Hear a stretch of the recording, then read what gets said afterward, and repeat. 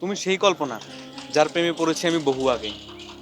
অবশ্য তোমার সাথে তখন আমার দেখা হয়নি, কিন্তু তোমাকে আমি আমার হৃদয়ে অঙ্কন করেছি অনেক আগে।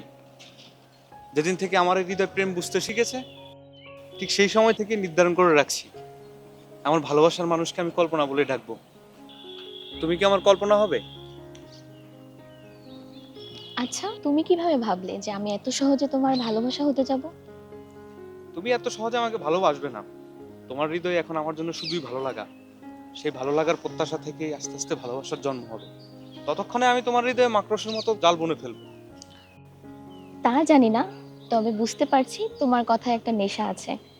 সেই নেশা যদি আমাকে একবার চেপে ধরে, সেই নেশা কাটানো মুশকিল হয়ে পড়বে। না না, তেমন কিছু না।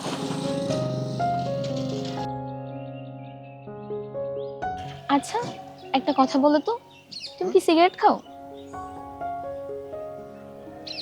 সত্যি বলতে পারো, আমি আর 5টা মেয়ের মতো তোমাকে নিষেধ করব না। উম, খাওয়া হয় মাঝে মাঝে দু একটা। ওটা সব ছেলেরাই বলে যে 2-1টা খায়, পরবর্তীতে দেখা যায় 2-1 প্যাকেটেও হয় না। আচ্ছা, যাও, তোমার জন্য একটা সিগারেট আর আমার জন্য 1 কাপ চা নিয়ে আসো। সত্যি? হুম।